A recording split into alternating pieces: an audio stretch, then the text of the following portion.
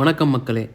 இப்போ உங்களுக்கு ராகு தசை நடப்பில் வரப்போகுது, இல்லை நீங்கள் ராகு தசையில் இருக்கீங்க அப்படின்னா, இந்த ராகு தசை நமக்கு என்ன செய்யும் அப்படிங்கிறத தெரிஞ்சுக்கிறதுக்கு ஒரு சில முக்கியமான விதிகளை பற்றி நம்ம இந்த வீடியோவில் பார்ப்போம். அப்போ நம்ம முதல் விதி என்ன அப்படின்னு பார்த்தீங்கன்னா, பொதுவாக ராகு ஒரு ஜாதகத்தில் தனிச்சு இருக்கிறது நல்லது. அவர் எந்த ஒரு கிரகத்தோடையும் சேராமல் இருக்கிறதே ஓரளவுக்கு நல்ல பலன்களை கண்டிப்பாக கொடுப்பாரு.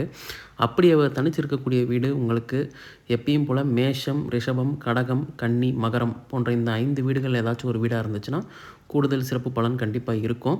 அதே மாதிரி ராகு தசையை பொறுத்த மட்டும் ராகு எந்த ஒரு கிரகத்தோட தொடர்பை வாங்கியிருக்காரு அப்படிங்கிறது தான் அடுத்த ஒரு முக்கியமான விதி. அப்போ ராகு உங்களுக்கு ஒரு நல்ல ஆதிபத்தியம் கொண்ட கிரகத்தோட தொடர்பை வாங்கியிருந்தாருன்னா கண்டிப்பாக அவருமே நல்லது தான் செய்வார்.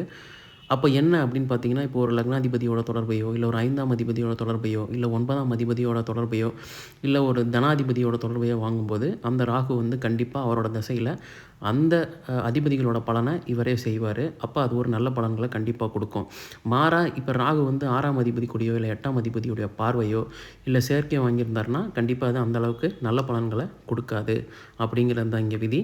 அப்புறம் இன்னொரு ஒரு பொதுவான விதி எல்லாருக்குமே தெரிஞ்சது தான். அதாவது ராகுவிற்கு வீடு கொடுத்தவன் ஆட்சி, உச்சம் போன்ற நிலைகளில் இருந்தால் அந்த ராகுவுக்கு பலம் கிடைக்கிறதுனால அந்த ராகு நல்லது செய்வார் அப்படின்ற மாதிரி சொல்லுவாங்க. ஆட்சி உச்சம் இல்லைனாலுமே ஓரளவுக்கு நட்பு நிலையிலையாச்சும் அந்த வீடு கொடுத்த கிரகமானது கண்டிப்பாக இருக்கணும் அப்படிங்கிறது அடுத்து ஒரு முக்கியமான விதி.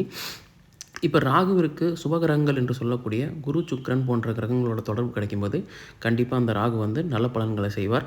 ஆனால் அதுலேயும் ஒரு சில விதிகள் இருக்குது. அதாவது ஒரு சில லக்னங்களுக்கு குருவே உங்களுக்கு 6ஆம் அதிபதியாவோ 8ஆம் அதிபதியாவோ வருவார்.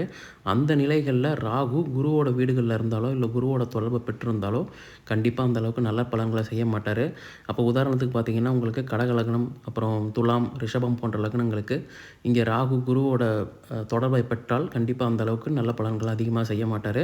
அதே மாதிரி தான் உங்களுக்கு சுக்கிரனுக்குமே இப்போ உங்களுக்கு மீனம், தனுசு போன்ற லக்னங்களுக்கு சுக்கிரனே உங்களுக்கு 6, 8 அதிபதியாக வரதுனால அந்த மாதிரி சுக்கிரனோட தொடர்பை பெறக்கூடிய ராகு வந்து அந்தளவுக்கு நற்பலன்களை செய்ய மாட்டார் அப்படிங்கிறது தான் இங்கே ஒரு விதி. அப்போ இதெல்லாம் வந்து ராகுவோட தசை எப்படி இருக்கும் அப்படிங்கிறது தெரிஞ்சுறதுக்கான ஒரு பொதுவான விதிகள். இது உங்கள் ஜாதகத்தில் நீங்கள் பொருத்தி பார்த்தீங்கன்னா ஓரளவுக்கு கண்டிப்பாக இது வந்து நல்லாவே பொருந்தும். இனி வரும் வீடியோக்களில் ராகு எந்தெந்த வீடுகளில் இருக்கும்போது என்ன மாதிரி பலன்களை கொடுக்குறாரு அப்படிங்கிறத பற்றி நம்ம விரிவாக பார்ப்போம். நன்றி மக்களே.